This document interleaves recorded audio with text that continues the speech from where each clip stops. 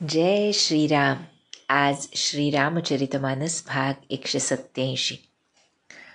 रामे चित्तलयः सदा भवतु मे, भो राम मामुद्धर.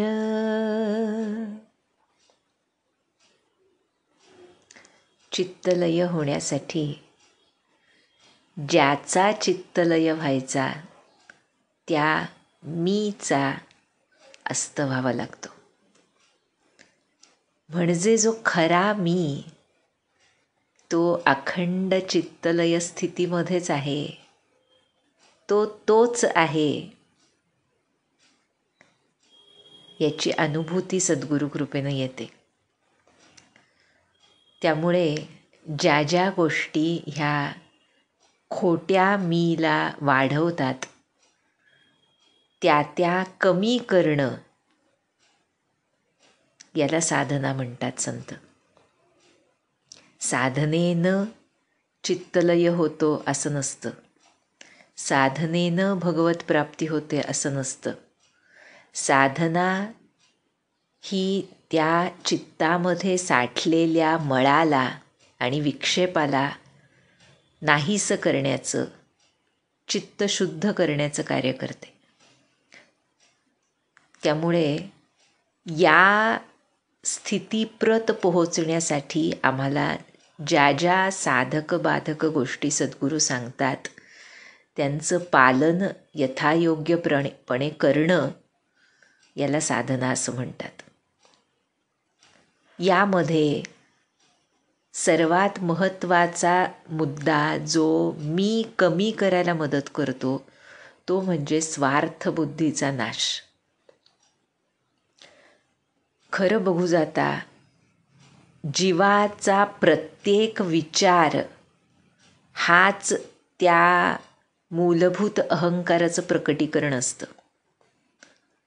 त्यामुळे जोपर्यंत जीव देहामध्ये आहे आणि अजून चित्तलय स्थिती साधलेली नाही त्यावेळेला सूक्ष्म अहंकार हा प्रत्येक विचाराच्या माध्यमातून प्रकट होत असतो आमचा. त्यामुळे अहंकाराचा लय झाला असं आम्ही म्हणूच शकत नाही. आणि ज्या वेळेला तो लय सद्गुरुचरणी होतो त्यावेळेला माझा अहंकार गळाला हे म्हणायला कुणी उरतच नाही. त्यावेळी ती भरतासारखी स्थिती चित्तलयाची साधली जाते. त्यामुळे आणि गंमत अशी जे आज आम्हाला तुलसीदास सांगतायत सुरुवातीलाच की कोणत्याही योनीमध्ये, अगदी देव योनीमध्ये सुद्धा हा अहंकार काही पाठ सोडत नाही. म्हणून आम्हाला संत सद्गुरू स्वर्गापलीकडे त्यांच्या धामाला घेऊन जायला आसुसलेले असतात. कारण अगदी म्हटलं जातं असं की ब्रह्मलोकापर्यंत सुद्धा हा मीपणा पाठ सोडत नाही. त्यामुळे या स्वार्थबुद्धीनं जो जो विचार होतो तो नेहमी अधोगतीला कारण होतो. अधोगती म्हणजे लौकिक अधोगती नव्हे, जी पारमार्थिक ऊर्ध्वगती साधायची त्यामध्ये त्याचा फटका बसतो. आपल्याला माहिती आहे जेव्हा भरत निघाला त्यावेळेसच देवांच्या मनामध्ये कालवाकालव सुरू झाली होती की आता जर प्रभूंनी भरताचं ऐकलं तर आमचं कार्य कसं होणार, ही धास्ती इंद्राच्या मनात आहे. आणि आता तर भरत येऊन प्रत्यक्ष प्रभूंना भेटलाय आणि कशी भेट आहे ती हे आपण काल बघितलं. त्यामुळे आता देवांच्या मनात काय विचार आलाय तर मिलनी बिलो की भरत रघुबर की, सुरगन सभय थक धकी धर की, समुझाए सुर गुरु जड जागे, बरशी प्रसून प्रशंसन लागे. भरत आणि राम यांची भेटण्याची रीत बघून मिलनी बिलोकी, बरं का, देव घाबरले, धगधग सुरू झाली म्हटलंय देवांच्या हृदयात. सुरगन सभय धकधकी धरकी, त्यांच्या मनातली धाकधूक वाढली. अरे बापरे, आता काय होणार पुढे. आणि हे झाल्यानंतर पुन्हा देवगुरु बृहस्पतींनी त्यांना समजावलं. आणि त्यावेळी ते जडमती म्हटलंय, पहा बरं, देवांना म्हटलंय जडमती, मूढ असे ते जागे झाले, सावध झाले. आणि मग पुन्हा लक्षात आलं की असं होणार नाही. बृहस्पतींनी अगोदरच सांगितलं होतं की भरतासारखा भक्त दुसऱ्या भक्तांच्या कोणत्या कार्याआड येईल हे शक्यच नाही. तो भक्तच नव्हे जर तो दुसऱ्या भक्ताच्या कार्याच्या आड येत असेल. त्यामुळे म्हणतायत की हे लक्षात येऊन पुन्हा ते सावध झाले आणि सर्व देव फुलं उधळून प्रशंसा करू लागले, बरं का. आणि त्यानंतर आता पुढे काय झालं ह्याचं वर्णन तुलसीदास करतायत, ते आपण बघूया. म्हणाले, मिली सपे मरी पुसूद नाही, केवटू भेटे राम, भूरी भाय भेटे भरत, लक्ष्मण करत प्रणाम. भेटे लखन ललकी लघु भाई, बहुरी निषादुलीन उरलाई. पुनि मुनि गण दोहु भाई न बंदे, अभिमत आशीष पाई आनंदे. भरत भेट झाल्यानंतर आता प्रभू श्रीराम अत्यंत प्रेमानं शत्रुघ्नाला आणि पुन्हा एकदा निषाद राजाला भेटलेत. प्रणाम करणाऱ्या लक्ष्मणाला भरत मोठ्या प्रेमानं भेटला. पहा बरं, आपण अगोदर बघितलं होतं, लक्ष्मण भरतापेक्षा लहान आहे वयानं, काहीच तासांचं अंतर असेल, पण भरत दुसऱ्या नंबरचा आहे आणि लक्ष्मण तिसऱ्या नंबरचा आहे. त्यामुळे लक्ष्मण भरताला प्रणाम करतोय आणि त्यानंतर ते बघून भरत अतिशय प्रेमानं लक्ष्मणाला भेटलाय. लक्ष्मण उचंबळून शत्रुघ्नाला भेटलाय. त्यानंतर भेटेऊ लखन ललकी लघुभाई. यावधी भाषाच खूप गोड आहे पहा. त्यानंतर त्यानं निषाद राजाला आलिंगन दिलं आणि मग त्या दोन्ही बंधूंनी म्हणजे भरत आणि शत्रुघ्नांनी तिथं जो मुनिवृंद उपस्थित आहे श्रीरामांच्या सान्निध्यामध्ये, त्यांना सर्वांना नमस्कार केला आणि जो आशीर्वाद त्यांना अभिप्रेत होता तो मिळाल्यानं आनंदले, बरं का. आता पुढे भरत सीता मातेकडे वळलाय. वर्णन करतायत, सानुज भरत उमगी अनुरागा, धरी सिरप्सिय पद पदुम परागा, पुनि पुनि करत प्रणाम उठाए, सिर कर कमल परसी बैठाए, सिय असीस दीन्ही मन माही, मगन स्नेह देह सुधी नाही, सब विधि सानुकूल लखी सीता, भेनी सोच उर अपडर बीता. काय गोड पहा. भरत शत्रुघ्न मनामध्ये प्रेम उचंबळून येऊन सीतेच्या चरणकमलांवर पडलेत आणि धरी सिरसिय पद पदुम परागा, त्या भक्तिमातेच्या चरणकमलांची धूळ आपल्या मस्तकावर धारण करून पुनी पुनी करत प्रणाम उठाय, वारंवार तिला प्रणाम करू लागले. त्यानंतर सीतामातेनं त्यांना उठवलं, त्यांच्या मस्तकाला आपल्या करकमलांचा स्पर्श करून त्यांना आशीर्वाद दिला आणि दोघांना बसवून घेतलं, बरं का. इतके ते आपल्या सीतारामांना बघून पुलकित झालेत की त्यांचं देहभानच नाहीसं झालंय. त्यामुळे म्हणतायत सिंह आसीस दीन्ही मन माही. मनामध्ये सीतामातेनं दोघांना भरभरून आशीर्वाद दिला, कारण ते दोघं प्रेमामध्ये मग्न आहेत. त्यांना देहशुद्धच उरलेली नाही. पण भरताच्या मनामध्ये एक भाव मात्र प्रकट होतोय. सब विधी सानुकूल लखी सीता, भे निसोच उर अपडर बीता. श्रीराम सख्खे बंधू आहेत भरताचे, पण सीतामाता वहिनी आहे. दुसऱ्या घरातून आपल्या घरी आलेली आहे. जनक महाराजांसारख्या समर्थ पित्याची ही लेक आहे. तिला आपल्यामुळे वनवासात जावं लागलं, ह्याचं दुःख भरताला खूप जास्त होतं. त्यामुळे सीतामातेच्या सुरुवातीला जरी भरताने म्हटलं की मला माहिती की सीताराम माझ्याबद्दल कधी चुकीचा विचार करणार नाहीत, ते मला कधी दोष देणार नाहीत, हे सुरुवातीलाच कौसल्या मातेपुढे अयोध्येत असताना भरत बोललाय. पण तरीसुद्धा मनामध्ये कुठेतरी धाकधूक आहे की मी माझ्या वहिनीला त्रास दिला ना. त्यामुळे भरत इथे जेव्हा तुलसीदास वर्णन करतायत की सीता सानुकूल आहे हे बघितलं, सर्व प्रकारे अनुकूल, सबविधी सानुकूल लकी सीता, सर्व प्रकारे आपल्याला अनुकूल आहे. कारण सीतामातेनं जसा त्यांना आशीर्वाद दिला, जसं त्यांना जवळ बसवून घेतलं, ह्या सर्व तिच्या कृतीमुळे म्हणतायत भे निसोच उर अपडर बीता. हे बघून खरी भरताची चिंता दूर झाली. खरंच भरताला रामभैयाची चिंता नव्हतीच. त्याला माहीतच होतं सीतामातेची चिंता होती असं नाही, पण तरीसुद्धा वहिनी आहे ती.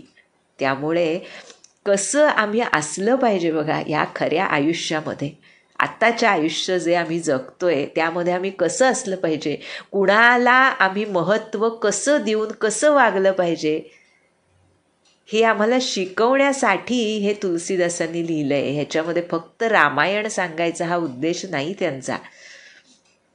त्यामुळे ह्या सर्व गोष्टी आम्हाला लौकिक आयुष्यात कशा कुठे वापरता येतील, ज्यामुळे आमचं चित्त शुद्ध होईल. सगळी आमचा जो मोहरा आहे तो चित्तशुद्धीकडे असला पाहिजे. आणि जर चित्तशुद्धीकडे मोहरा ठेवून आम्ही कोणतीही गोष्ट केली तरी ती साधनेमध्ये मोडते. कारण साधनच आपण सुरुवातीला म्हटलं तसं चित्तशुद्धीसाठी. ह्यालाच आमचे महाराज परमार्थ हा स्वभाव बनावा म्हणतात. महाराजांची एक एक वचनं म्हणजे रामायण काय, गीता काय, उपनिषद काय, सगळ्याचं सार त्यामध्ये आहे. त्यामुळे हे जे महाराजांनी सांगितलं की परमार्थ हा स्वभाव बनावा, तो कसा बनावा हे आम्हाला कळत नाही. महाराजांची वचनं वाचल्यानंतर अनेकदा मनामध्ये प्रश्न येतो की हे कसं करावं, ते कसं करावं. हे महाराजांच्या आयुष्यात तर उदाहरणं आहेतच, पण ही जी हे जे संत ग्रंथ आम्ही वाचतो त्यामधली उदाहरणं आम्ही लावावीत महाराजांच्या वचनांना. त्यावेळेस ती वचनं आठवण्यासाठी वरचेवर ती वचनं वाचावीत, त्यावर चिंतन करावं असं मला संत सांगतात, महाराजांचे शिष्य सांगतात. त्यामुळे ते बघून भरताची चिंता दूर झाली की आपली वहिनी आपल्याला अनुकूल आहे, आणि मनातलं जे कल्पित भय होतं ते नाहीसं झालं बरं का. आणि मग सर्वांची अवस्था कशी आहे. को किछु कहई न को किछु पूछा, प्रेम भरा मन निज गति छूछा, तेहि अवसर के वटु धीरजु धरी, जोरी पानी बिनवत प्रणाम करी. नाथ साथ मुनि नाथ के, मातु सकल पुर लोग, सेवक सेनप सचिव सब, आये बिकल वियोग. कुणीच काही बोलत नव्हतं की काही विचारत नव्हतं. मन प्रेमानं भरून राहिल्यामुळे त्यांचे संकल्प विकल्प आणि चांचल्य जे होतं ते थांबून गेलं. पहा बरं, काय खरंच म्हणजे खरंच हा सगळा परमार्थच नव्हे का जो आम्हाला आमच्या महाराजांनी सांगितलाय. प्रेमानं मन भरून आल्याशिवाय संकल्प विकल्प, प्रश्न, बोलणं, चंचलता हे बंद होत नाहीत. आणि प्रेमानं मन भरून कधी येतं? ज्या वेळेला ते बिलॉंगिंगनेस हृदयामध्ये घट्ट होतं. Who do we belong to? आम्ही कुणाचे आहोत हा प्रश्न आयुष्यात सुटला की परमार्थ सोपा होतो. जोवर हा प्रश्न सुटत नाही तोवर कितीही साधन केलं तरी त्यामध्ये तो भाव येत नाही. आणि भाव आल्याशिवाय मनाचं चांचल्य आणि विकल्प दूर होत नाहीत. इथं तर संकल्प विकल्प म्हटलंय. पहा, आमचे महाराजही म्हणतात संकल्प विकल्पांना तिलांजली दिली गेली पाहिजे. आणि ती तिलांजली देणं आम्ही काय करतो मग, की कुठलाही संकल्प उठला की तो आता थांबवायचा, नाही यायला पाहिजे मनात कुठला संकल्प. पण ते शक्य नसतं, कारण मनाचा स्वभावच आहे तो. मनाचं कार्य आहे ते, फंक्शन ऑफ माइंड. वेगवेगळे संकल्प करणं, वेगवेगळे विकल्प निर्माण करणं, चंचलता, विविध चित्त विक्षेप हेच मनाचं कार्य आहे.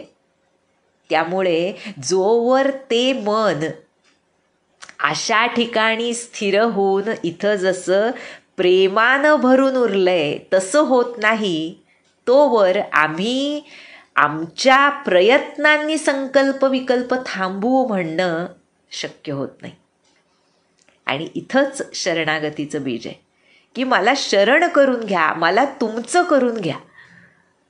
ही एकच मागणी भक्ताची, शिष्याची असते आणि असावी, जेणेकरून मी तुमचा होऊन साधनात राहणं वेगळं आणि मी साधनात राहतोय म्हणून मी तुमचा होईन, हा खूप दूरचा पल्ला आहे. होणार नाही असं नाही म्हणतात संत, पण अगोदर मी तुमचा आहे आणि तुम्ही दिलंय, तुम्हाला आवडतं, तुम्हाला माझ्याकडून करून घ्यायचे म्हणून मी नामात राहतो, ह्यासारखा बिंधोक मार्ग नाही. त्यामुळे त्या प्रेमानं मन भरून राहिल्यामुळे सर्वांचे संकल्प विकल्प आणि चंचलता थांबून गेली. त्यावेळी आता निषादराज त्याला आठवतंय की मागे माता उभ्या आहेत, सर्व मंत्रीगण आहेत, प्रजा आहे. त्यामुळे धीर धरून हात जोडून विनंती करतोय, हे नाथ. मुनिवर्य वसिष्ठ आणि त्यांच्यासोबत सर्व माता, सर्व पुरजनवासी, सेवक, सेनापती, मंत्री सगळे आलेत. सर्व तुमच्या वियोगानं व्याकुळ होऊन इथं आलेत. आणि हे ऐकताच सील सिंधु सुनी गुर आगवनु, सिय समीप राखेरी पुदवनु, चले सबेग रामु तेहि काला, धीर धर मधुर दीन दयाला, गुरहि देखि सानुज अनुरागे, दंड प्रणाम करन प्रभु लागे, मुनि बरधाई लिए उरलाई, प्रेम उमगी भेटे दो भाई, प्रेम पुलकी केवट कही नामू, किन्ह दूरी ते दंड प्रणामू, राम सखा ऋषि बरबस भेटा, जनुमहि लुठत स्नेह समेटा. गुरूंचं आगमन झालंय इथे हे ऐकून सील सिंधू म्हटलंय. पहा, गुणसमुद्र श्रीराम त्यांनी सीतेजवळ शत्रुघ्नाला ठेवलं रक्षणासाठी, बरं का. आणि असे श्रीराम कसे म्हटलंय, धीर धर्म धुर दीन दयाला, दीन दयाळ धर्म धुरंधर, परमवीर असे श्रीराम तत्क्षणी निघाले गुरूंच्या दर्शनासाठी. वसिष्ठांचं दर्शन झाल्यावर राम आणि लक्ष्मणांना प्रेमानं ओथंबून व्हायला लागलं हृदय. सद्गुरूंच्या दर्शनानं साष्टांग नमस्कार करू लागले. तेवढ्यात मुनिश्रेष्ठांनी त्यांना हृदयाशी कवटाळलं आणि अत्यंत प्रेमानं ते दोघांना भेटले. मग प्रेमानं पुलकित झालेल्या निषाद राजानं आपलं नाव सांगत दुरूनच वसिष्ठांना नमस्कार केला आणि वसिष्ठांनी तो श्रीरामांचे मित्र असल्याचं बघून त्याला बरबसं भेटात जबरदस्तीनं हृदयाशी धरलं. तुलसीदास वर्णन करतायत, जणू जमिनीवर लोळणाऱ्याला प्रेमानं उचलून घ्यावं तसं वसिष्ठांनी निषाद राजाला सुद्धा उचलून घेतलं हृदयाशी.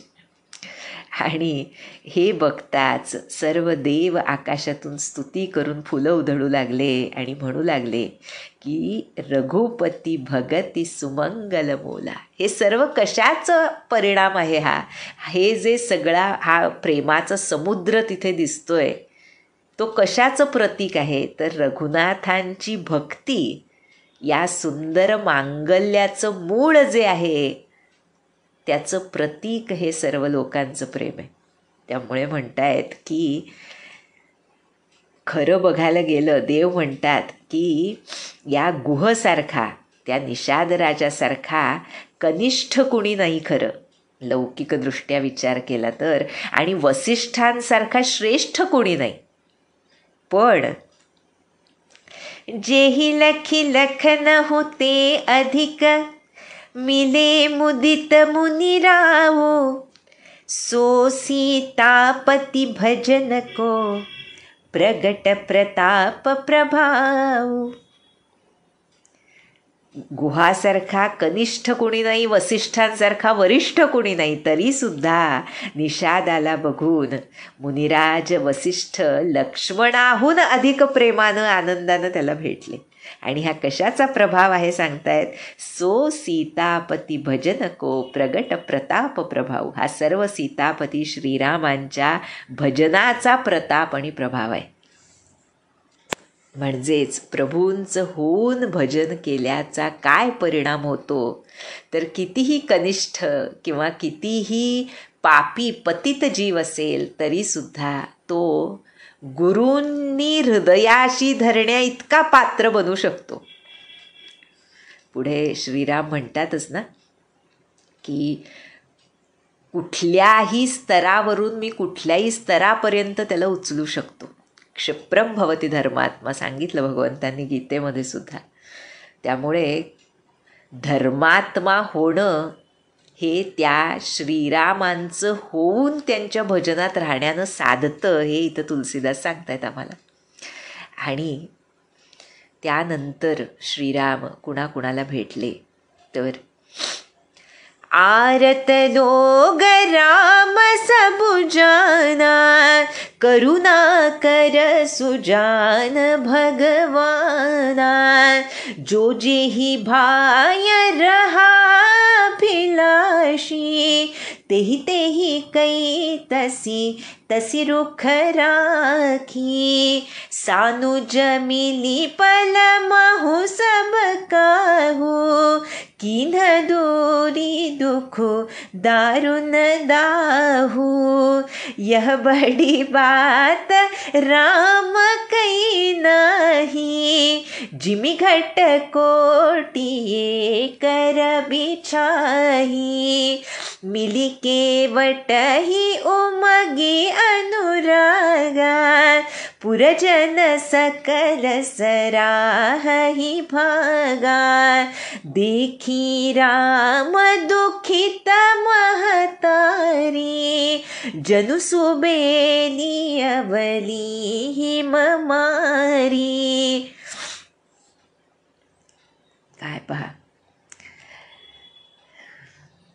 श्रीराम कसे आहेत. करुणाकर सुजाण सर्वज्ञ असे भगवंत आहेत. त्यामुळे सर्व लोक आपल्याला भेटण्यासाठी व्याकुळ आहेत हे त्यांनी बघितलं आणि ज्याला ज्याला ज्या भावनेनं भेटायची अभिलाषा होती त्या सर्वांना त्यांच्या आवडीप्रमाणे ते भेटले. पण आधी इथे सांगितले लक्ष्मणासह एका क्षणात भेटले. पहा बरं, त्यांचं दुःख आणि मनातला दाह दूर केला. जो जेही भाय रहा अभिलाषी ये यथा माम प्रपद्यन्ते तांस तथैव भजाम्यम सांगितलं भगवंताने. ज्याचा जसा भाव आहे त्याच भावानं मी त्याला भेटतो. त्यामुळे आणि इथे तुलसीदास म्हणतायत ही काही फार मोठी गोष्ट नाही श्रीरामांसाठी. यह बडी बात राम काही नाही. का बरं? तर ज्याप्रमाणे कोट्यवधी घडे असावेत पाण्यानं भरलेले आणि त्यामध्ये एकाच सूर्याचं प्रतिबिंब वेगवेगळं पडावं एकाच वेळी, पण प्रतिबिंब निरनिराळं पण सूर्य एकच, तसे श्रीराम एकाच वेळी सर्वांना भेटले.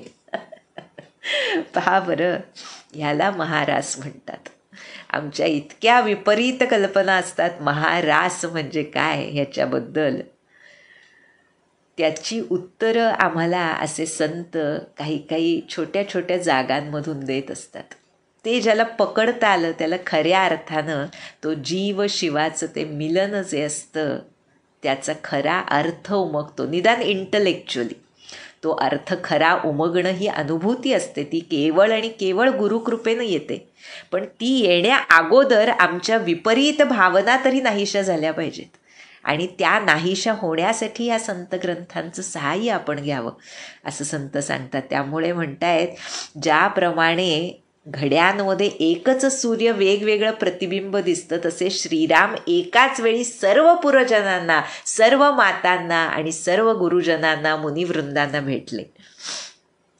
सर्व पुरवासी पुढं सांगतायत की प्रेमानं उत्साहानं निषाद राजालाही भेटले आणि त्याच्या भाग्याची प्रशंसा करतायत की राम सखा आहे हा निषाद राज. इतकी गोड भावना त्यांच्या हृदयामध्ये त्यामुळे पुलकित होतीये की श्रीराम कुणालाच दूर करत नाहीत. पण हे होताच श्रीरामाने बघितलं की सर्व माता दुःखी आहेत. कारण पित्याच्या स्वर्गगमनानंतर आजच त्या श्रीरामांना भेटतायत. त्यामुळे म्हणतायत जणू अतिशय सुंदर वेली असाव्यात आणि त्यावर हिमपात होऊन त्या सुकून गेल्या असाव्यात तशी त्यांची अवस्था झाली होती. आणि श्रीराम प्रथम कुणाला भेटलेत तर प्रथम राम भेटी कैकेयी. सर्वप्रथम कैकेयी मातेला भेटलेत श्रीराम. आणि सरल सुभाय भगती मती भेई. आपल्या सरळ स्वभावानं आणि भक्तीनं पहा बरं त्यांनी तिच्या बुद्धीला शांत केलं, तिच्या मतीला शांत केलं. कैकेयी मातेचं दुःख कोणी जाणावं. प्रत्येकानं तिच्यावरच आरोप करत या सर्व गोष्टीला तिला कारणीभूत ठरवलं. भरतासह तिच्या अंतःकरणातला दाह जाणणारे फक्त प्रभू श्रीराम आहेत. त्यामुळे सर्वप्रथम कैकेयी मातेला शांत केलंय प्रभूंनी. ह्याला संत रूप होऊन राहणं, संत वृत्तीनं जगणं म्हणतात. इथे प्रत्यक्ष भगवंत आहेत, पण आम्ही यातून काय शिकायचं ह्याचा बोध आम्हाला संत यासारख्या प्रसंगांमधून करून देत असतात. कुठल्याही जीवाबरोबर जोवर द्वेष भावना आहे, असा एक जीव सुद्धा जोवर पृथ्वीवर अस्तित्वात आहे, ज्याबद्दल मग तो कोणी असो, मनुष्य, प्राणी, पक्षी, कीटक, काही, ज्याबद्दल द्वेष भावना आमच्या हृदयात आहे, तोवर आम्ही प्रेमरूप म्हणजेच भगवत वृत्तीचे बनू शकत नाहीत. म्हणून इथे दोनच शब्द वापरलेत तुलसीदासांनी, सरल सुभाय भगती. सरळ स्वभाव आणि भक्ती. भगवत वृत्ती म्हणजे काय तर सरळ स्वभाव आणि भक्ती. ह्या दोन गोष्टीं च्या अनुषंगानं इतर सर्व दैवी गुण त्या भक्तामध्ये येतात. त्यामुळे त्या वृत्तीनं प्रभूंनी कैकेयी मातेला शांत केलं आणि मग तिच्या पाया पडून, पहा बरं, म्हणूनच भक्ती म्हटलंय इथे, कैकेयी मातेवरची भक्ती प्रभूंनी प्रकट केली आहे. आपल्या आईवरची भक्ती, तिच्यावरचं गाढ प्रेम जे सहज आहे. प्रभूंच्या मनात कैकेयी मातेविषयी एक क्षण सुद्धा किलमिश आलेलं नाही. ज्या क्षणी तिनं त्यांना वनात जायला सांगितलं त्या क्षणापासून आजच्या या क्षणापर्यंत.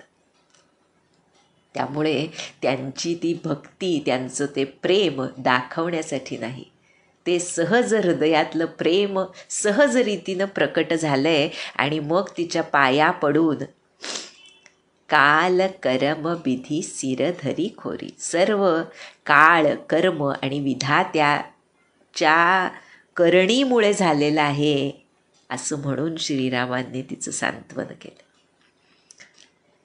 त्यानंतर रघुनाथ सर्वांना भेटले, सर्व मातांना भेटले.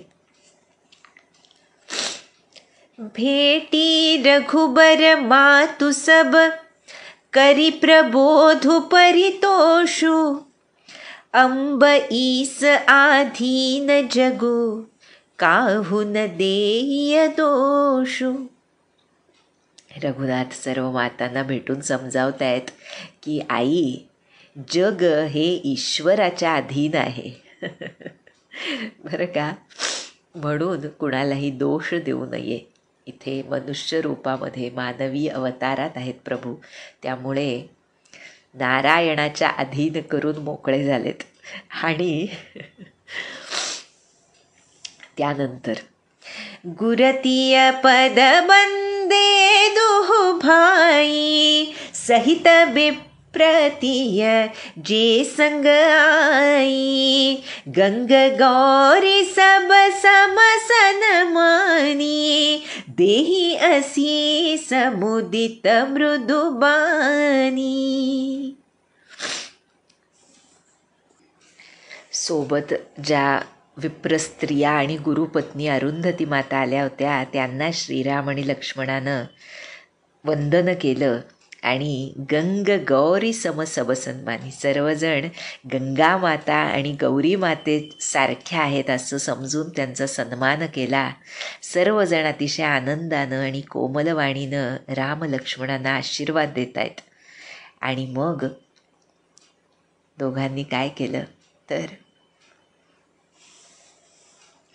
गहिपद लगे सुमित्रा अंकार, जनु भेटी संपत्ती अतिरंकार, पुनि जननी चरणनी दो भ्राता, परे प्रेम व्याकुल सब गाता, अति अनुराग अंब उरलाये, नयन स्नेह सलिल अनवाये, तेहि अवसर कर हर्ष विषादु, किमि कबि कहै मूक जिमि स्वादु, मिलि जननी ही सानुजर गुराओ, गुरसन कहेउ की धारिय पाओ, पुरजन पाई मुनि सबी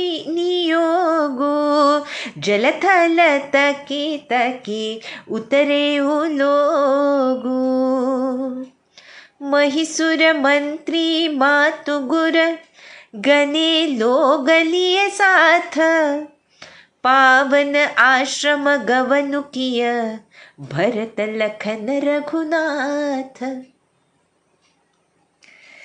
दोन्ही बंधू त्यानंतर सुमित्रा मातेच्या चरणांवर पडलेत, चरणा धरून तिला बिलगलेत. जणू एखाद्या दरिद्री माणसाची संपत्तीशी भेट व्हावी तशी त्यांची अवस्था झाली. खरोखर सुमित्रा माता तिचं वैराग्य हीच खरी संपत्ती आहे. त्यामुळे इथे सुमित्रा मातेला संपत्तीची उपमा दिली आहे तुलसीदासांनी, आणि राम लक्ष्मणाला दरिद्री माणसाची उपमा दिली आहे. हे शब्दशः नव्हे, ह्याचा अर्थ हा ह्याच्यामध्ये सुमित्रा मातेची थोरवी सांगायची आहे त्यांना. आपण अगोदर सुद्धा सुमित्रा मातेच्या चरित्रामध्ये सुरुवातीला बघितलंय की काय होती ही काशी नगर कन्या. भगवान भोलेनाथांच्या विरक्त वैराग्यानं युक्त, विरक्त ज्ञानानं युक्त, भक्तीनं युक्त, सेवाभावानं युक्त, त्यागानं युक्त आणि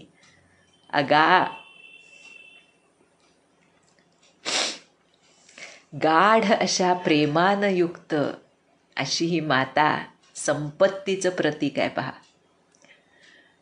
खूप महत्त्वाचं आहे हे. जितका अधिक विरागी तितका अधिक श्रीमंत. हे इक्वेशन ज्याला लक्षात आलं ना, त्याला आयुष्यामध्ये कधीच कोणत्या गोष्टीची कमतरता वाटण्याची शक्यता नाही. फक्त ह्याचं कारण हे भगवंत असले पाहिजेत. भगवंतांचं भजन, नाम, त्यांचं अनुसंधान हे असेल तरच हे इक्वेशन लक्षात येऊ शकतं. याच्याशिवाय प्रयत्नांनी हे इक्वेशन लक्षात येऊ शकत नाही. त्यामुळे इथे सुमित्रा मातेला अतिशय प्रेमानं भेटलेत. त्यानंतर शेवटी प्रभू श्रीराम आणि लक्ष्मण कौसल्या मातेच्या चरणी लोटांगण घातलंय. प्रेमामुळे विव्हळ झाले राम लक्ष्मणांचं शरीर. कौसल्या मातेनं अतिशय प्रेमानं त्यांना हृदयाशी धरलं. नयन सनेह सलील अनवाय. नेत्रांमधल्या प्रेमाश्रूंनीच त्यांना स्नान घातलंय. या प्रसंगातला हर्ष आणि विषाद यांचं जे कॉम्बिनेशन आहे त्याचं वर्णन कुणी कवी कसा करणार म्हणतायत तुलसीदास. मुक्या माणसाला पदार्थाची चव सांगता येईल का? किमी कभी कहई मूक जिमी स्वादू. त्यामुळे हे शक्य नाही सांगणं, त्याचं प्रेम सांगणं शक्य नाही. आणि यानंतर गुरूंना सांगितलं श्रीरामांनी की आश्रमात जाऊया चला.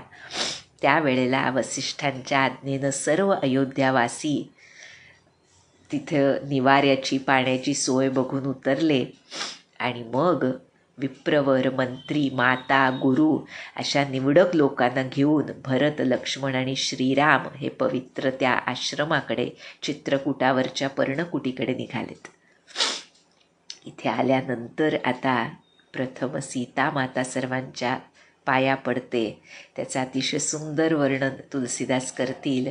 पुढे सर्वांनी काय सांगितलं आणि श्रीरामांनी त्यांना काय सांगितलं, त्यानुसार जे घडायचं होतं ते वडिलांच्या निधनानंतर ते सर्व उत्तर विधी क्रिया कशा श्रीरामांनी पार पाडल्या आणि त्यानंतर भरतानं काय केलं, काय विचारलं, ह्याचा सुंदर कथाभाग पुढच्या भागांमधून तुलसीदास आम्हाला सांगतील.